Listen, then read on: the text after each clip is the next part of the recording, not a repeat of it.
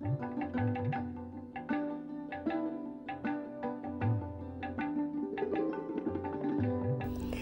हम आधुनिक हिंदी काव्य के लोकप्रिय कवि, छायावाद के आधार स्तंभ व प्रगतिवादी विचारधारा पर अपनी सशक्त लेखनी चलाने वाले विद्रोही कवि के नाम से प्रसिद्ध निराला की कविता का अध्ययन करेंगे। कवि निराला का जन्म 21 फरवरी सन 1896 को बंगाल के मिदनापुर में हुआ था। उनकी प्रारंभिक शिक्षा बंगला में हुई। उनके पिता पंडित राम साहेब त्रिपाठी सरकारी सेवा में थे। उनके बचपन में ही उनकी माता का देहांत हो गया था। मैट्रिक की परीक्षा उत्तीर्ण करने के पश्चात वे अपने पैतृक गांव उन्नाव आ गए थे। वे बचपन से ही कुशाग्र बुद्धि के थे। बंगाली, हिंदी व संस्कृत पर उनका पूर्ण अधिकार था। युवा निराला पर रामकृष्ण परमहंस, विवेकानंद एवं रविंद्रनाथ टैगोर के व्यक्तित्व एवं विचारों का बहुत अधिक प्रभाव पड़ा। निराला की कविताओं को हम 3 चरणों में बांट सकते हैं। प्रथम चरण की कविताएं छायावादी विचारधारा से प्रभावित हैं, जिसमें श्रृंगार का विशेष प्रभाव हमें दिखाई देता है। दूसरे चरण की कविताओं में संपूर्ण राष्ट्रभक्ति की कविताएं हमें अधिक स्वर में दिखाई देती हैं। और तीसरे चरण की कविताओं में उनका एक निराशापूर्ण स्वर है, या हम कहेंगे कि जिसमें मृत्यु और विषाद के भाव जो हैं वो अधिक दिखाई देते हैं। लेकिन जो दूसरे चरण की कविताएं हैं उसमें निराला ने क्रांति की बात कही है। वे भारतीयों को इस तरह से निराश और उदास और हतबल होता हुआ नहीं देख सकते थे। इसीलिए उन्होंने अपने कविता के माध्यम से भारतीयों को, विशेषकर नवयुवकों को, देश के प्रति जागृत होने और अपने कर्तव्य का निर्वाह करते हुए अपने देश पर सब कुछ समर्पित करने के लिए आह्वान किया था। और इसी विचार से प्रेरित होकर के, या इसी प्रेरणा को देने के लिए उन्होंने जागो फिर एक बार नाम से कविता लिखी थी। इस कविता में भारतीयों को ललकारा गया है, उन्हें पराधीनता के प्रति और एक विद्रोह के लिए प्रेरित किया गया है। और इसके लिए उन्होंने हमारे पूर्वजों की में से जो गुरु गोविंद सिंह हैं, उनकी कहानी का, उनके जीवन गाथा का आधार लिया है। और इस कविता में उन्हीं के वीरता का गान करते हुए, उन्हीं की वीरता का वर्णन करते हुए उन्होंने भारतीय नवयुवकों को प्रेरित किया है। वे चाहते थे कि भारतीय नवयुवक पराधीनता के प्रति विद्रोह का भाव अपने मन में लाएं और कुछ कर गुजरने के लिए प्रेरित हो। और इसीलिए उन्होंने सिखों के गुरु गोविंद सिंह के वर्णन का, आख्यान का आधार लिया था, जिन्होंने यवनों के आक्रमण का मुकाबला करने के लिए अपनी सेना के एक एक वीर को इस प्रकार से प्रेरित किया था कि वे अपनी क्षमता से अधिक कुछ कर गुजरने के लिए प्रेरित होकर के युद्ध क्षेत्र में कूद पड़े थे। और उन्होंने इस प्रकार का साहस दिखाया था जो इतिहास में सदैव के लिए अमर हो गया। उनकी इस कविता के बारे में हम आज पढ़ेंगे। कवि कहते हैं, जागो फिर एक बार, समर अमर कर प्राण, गान गाए महासिंधु से, सिंधु नद तीरवासी, सैंधव तुरंगों पर चतुरंग चमुसंग, सवा सवा लाख पर एक को चढ़ाऊंगा, गोविंद सिंह निज नाम जब कहाऊंगा। अर्थात सिखों के नवे गुरु गोविंद सिंह ऐसे थे जिन्होंने भारतीयों की रक्षा के लिए सिख संप्रदाय के वो एक पहचान देकर के अपनी एक सेना को तैयार किया था, जो समय समय पर यवनों के आक्रमण का मुकाबला करती थी और भारतीय नारियों की और भारतीयों की अस्मिता की रक्षा करने के लिए सदैव तैयार रहती थी। उन्हीं लोगों को प्रेरित करते हुए कवि ने यह बात कही है कि मेरे वीर सैनिकों, तुम जागो, सिंधु नदी के किनारे रहने वाले तुम, वीरता पूर्वक लड़कर अमर हो जाने का अवसर तुम्हारे सामने आज आया है। इस अवसर का लाभ उठाकर एक बार फिर अपनी वीरता की धाक शत्रु सेना पर जमा दो। तुम सिंधु नदी के किनारे रहने वाले वीर हो। तुम अपने श्रेष्ठ घोड़ों पर चढ़ करके इस प्रकार से युद्ध करो कि शत्रु सेना का एक एक सिपाही तुम्हारे लिए इस प्रकार से समझ में आए कि उन्हें लगे कि हम एक विशाल सेना के सामने युद्ध कर रहे हैं और इनसे हम पार नहीं पा सकते। इस प्रकार की वीरता का प्रदर्शन तुम्हें करना है। सिपाहियों, मुझे विश्वास है कि मेरी सेना का एक एक सिपाही शत्रु सेना की सवा लाख सिपाहियों के बराबर है। इसलिए अगर हम संख्या में कम भी हुए तो हमें डरने की आवश्यकता नहीं है।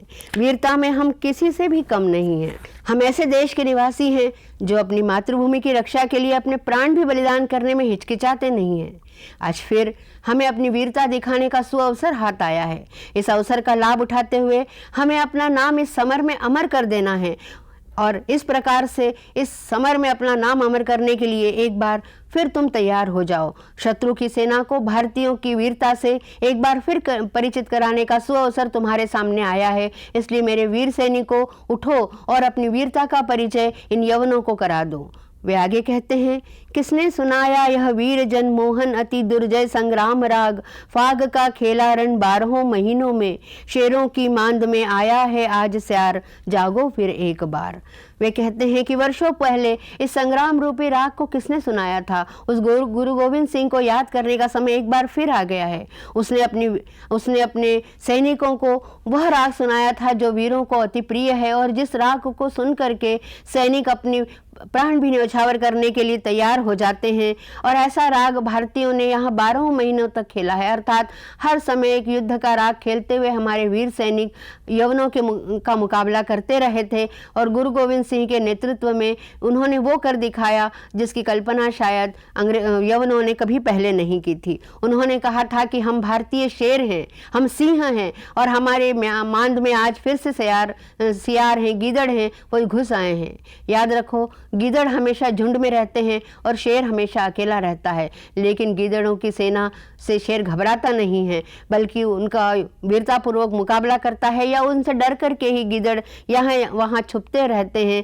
और यही भाव हम अपनी सेना में जगाने के लिए गुरु गोविंद सिंह कहते हैं कि जागो, आज हम शेरों की मांद में एक बार फिर से गीदड़ों ने हमला किया है और हमें उन्हें ललकारते हुए बाहर भगाना है और उन्हें दिखाना है कि शेर क्या होते हैं। और इसी भावना को लेकर के गुरु गोविंद सिंह ने अपनी सेना को इस प्रकार प्रेरित किया था कि उन्होंने अपनी वीरता से वो काम करके दिखाया जो शायद गुरु गोविंद सिंह के ऐसे वचनों के अभाव में संभव नहीं था। उन्होंने कहा कि निडर होकर युद्ध क्षेत्र में अपनी वीरता का प्रदर्शन करो। आज वीरों की उसी परंपरा को याद करने का, उसी परंपरा को फिर से एक बार साबित करके दिखाने का समय आया है। ऐसा निराला गुरु गोविंद सिंह के माध्यम से भारतीय नवयुवकों को संदेश देना चाहते हैं।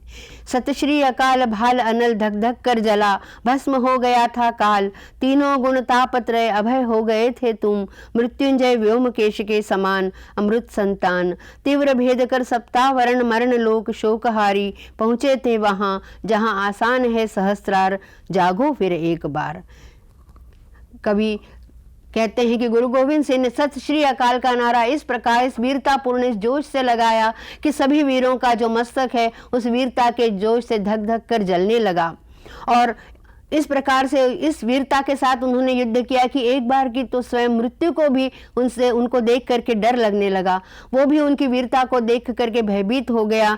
और इस प्रकार तुम शेर के समान निर्भय होकर के लड़े कि तुमसे तो एक बार की मृत्यु भी डर गया, मृत्यु ने को भी भय लगने लगा और तुम तीनों ही प्रकार के गुण सत्व रज और तम को और दैहिक दैविक और भौतिक तीनों तापों को पार करके क्षण भर में तुम सातों आवरणों को पार करके सातों लोकों को पार करके वहां पहुंच गए थे जहां पर निरंतर ब्रह्मानंद की धारा प्रवाहित होती रहती है।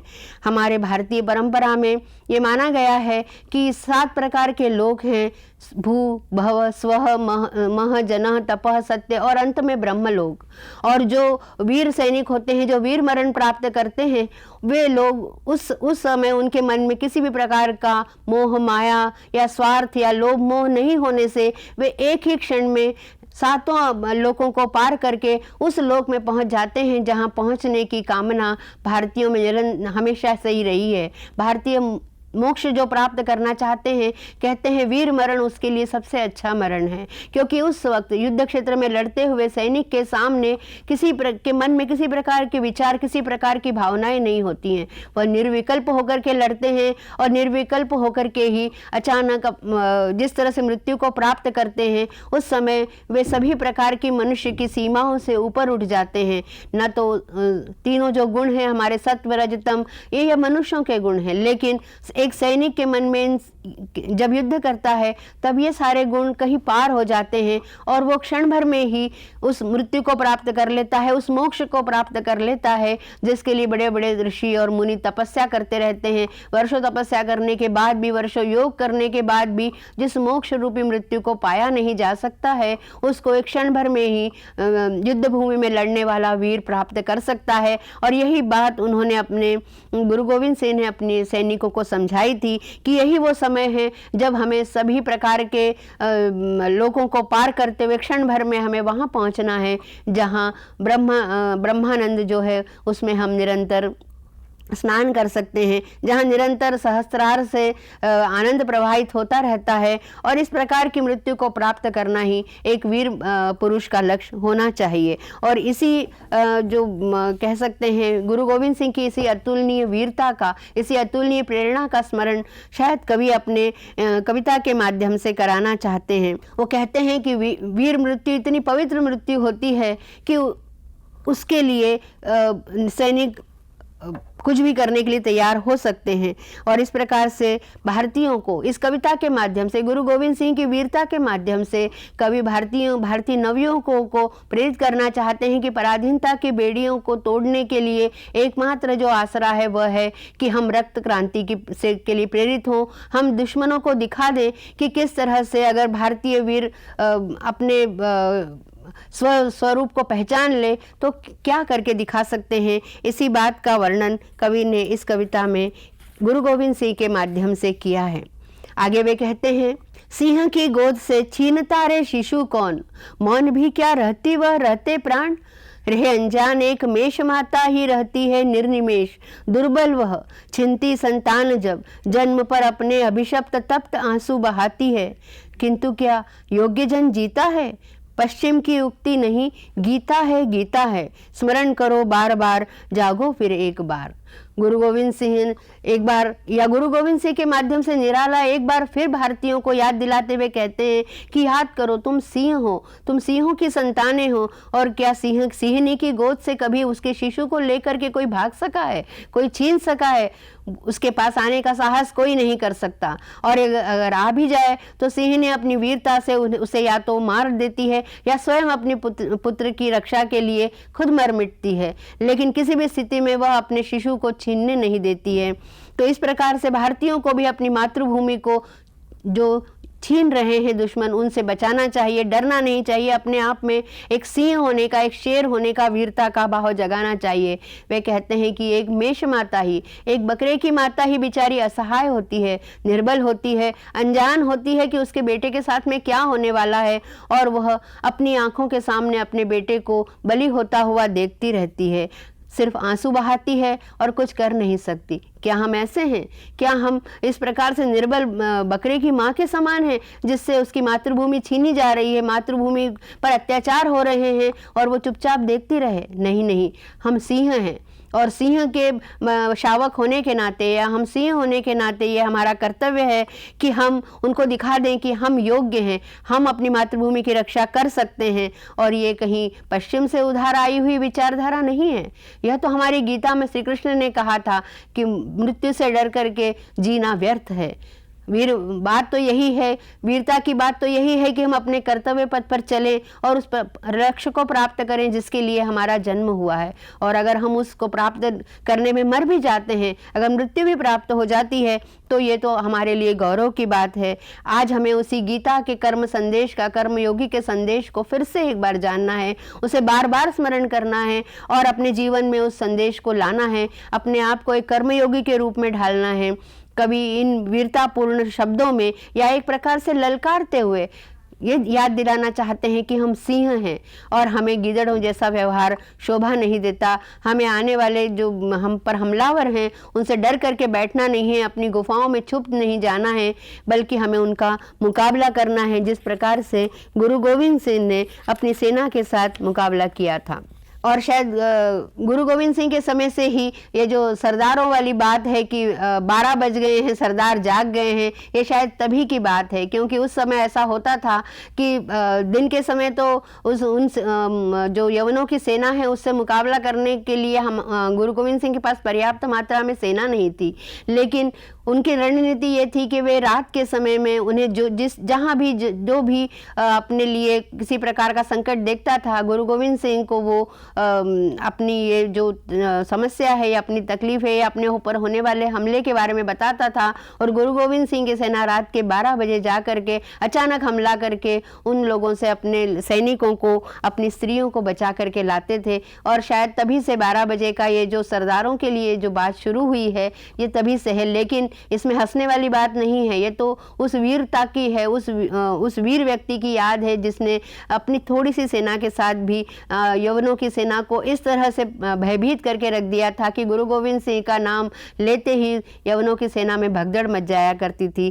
और निराला ने गुरु गोविंद सिंह के चरित्र के माध्यम से यही बात कहने का प्रयत्न किया है कि भारतीयों को डरने की आवश्यकता नहीं है। हम तो उस देश के निवासी हैं जहाँ श्री कृष्ण ने गीता का गान किया था, जहाँ गीता के माध्यम से कर्म का संदेश दिया था, तो हमें डरने की क्या आवश्यकता है। मृत्यु तो हमारे लिए एक खेल के समान है। हम जानते हैं कि मृत्यु के बाद भी हम अमर हैं, हमारा यश अमर रहेगा, तो डरने की कोई आवश्यकता नहीं है। और वही साहस एक बार फिर से भारतीयों में जगाने की आवश्यकता निराला ने अनुभव की थी, और इसीलिए उन्होंने गुरु गोविंद सिंह के चरित्र के माध्यम से यही भाव भारतीयों में जगाने के लिए यह कविता लिखी थी। पशु नहीं वीर तुम, समर शूर क्रूर नहीं, काल चक्र में हो दबे, आज तुम राजकुंवर, समर सरताज पर क्या है, सब माया है, मुक्त हो सदा ही तुम, बाधा विहीन बंध छंद जो, डूबे आनंद में सच्चितानंद रूप, महामंत्र ऋषियों का, अणुओं परमाणुओं में फूका हुआ, तुम हो महान, तुम सदा हो महान, हे नश्वर यह दीन भाव, कायरता काम परता ब्रह्मा हो तुम, पदरज भर भी नहीं है पूरा यह विश्व भार, जागो फिर एक बार। कवि आगे कहते हैं कि तुम शेर के समान साहसी हो, वो बलशाली हो, लेकिन तुम पशु नहीं हो। पशु क्रूर होते हैं, निर्दय होते हैं, लेकिन तुम वीर हो। तुम निर्दय नहीं हो, तुम युद्ध वीर हो। यह कालचक्र का प्रभाव है कि एक समय में जो राजकुंवर थे उन्हें आज युद्ध में कूदना पड़ रहा है, और ये तो समय का परिवर्तन है। दुख और सुख आते जाते रहते हैं, इसमें हमें बंधना या बहना नहीं है, हमें इससे ऊपर उठना है।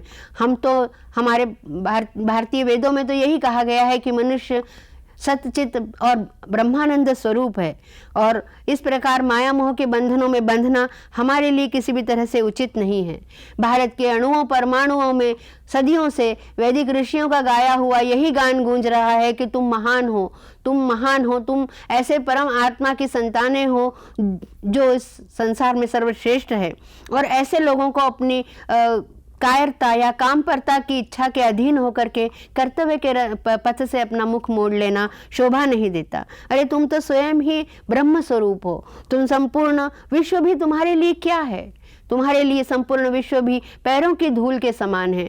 तुम तो स्वयं सच्चिदानंद रूप हो, और हमारे ऋषियों के इस महामंत्र को क्या तुम भूल गए कि तुम अमर हो, तुम सदा ही महान हो, तुम इस प्रकार की महान परंपरा की संतानें हो जिसने कभी भी किसी भी प्रकार के न डर को जाना है, न दुख को जाना है, न भय को जाना है, बस यही जाना है कि अपने कर्तव्य पथ पर आगे बढ़ते चले जाना है, उस श्रेष्ठत्व को प्राप्त करना है, उस वीरत्व को प्राप्त करना है जिसको पा करके दुनिया में वीरों का नाम अमर हो जाता है।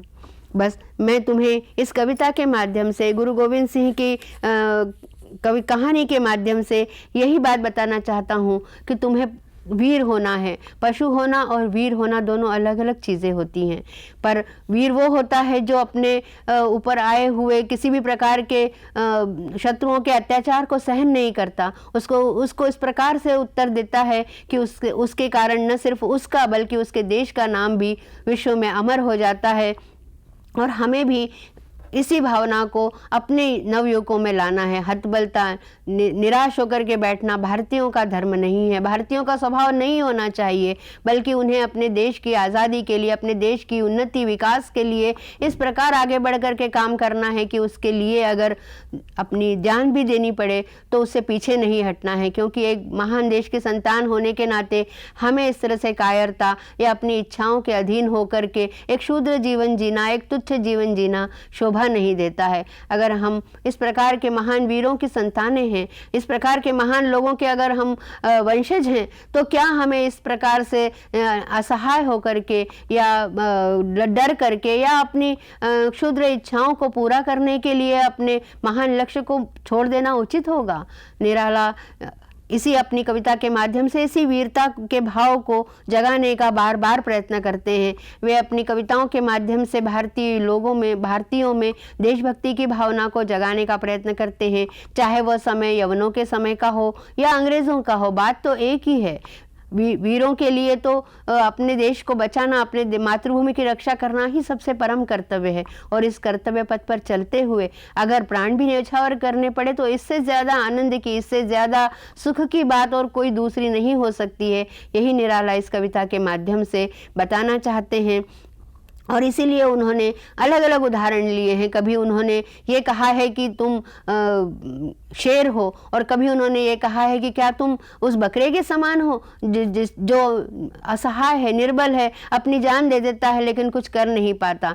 लेकिन सिंहों को ऐसा करना शोभा नहीं देता है। और इस प्रकार इस कविता के माध्यम से निराला युवकों में, भारतीयों में वीरता का शंखनाद फूंकना चाहते हैं। वे रक्त क्रांति की प्रेरणा देते हैं कि अगर देश को स्वतंत्र बनाने के लिए, देश को संपन्न बनाने के लिए अगर रक्त क्रांति की भी आवश्यकता है तो नवयुवकों को इसके लिए तैयार रहना चाहिए, भारतीयों को इसके लिए सदैव तैयार रहना चाहिए और अपने तन मन धन से देश की रक्षा, देश की उन्नति, देश की संपन्नता के लिए निरंतर प्रयत्न करते रहना चाहिए। और उस रास्ते में न तो मृत्यु का भय देखना चाहिए, न किसी असफलता का मोह देखना चाहिए, न किसी क्षुद्र इच्छा के अधीन होकर के ऐसा कोई काम करना चाहिए कि जिससे हमारी मातृभूमि का सिर नीचे हो जाए। इस कविता के माध्यम से निराला यही कहना चाहते हैं।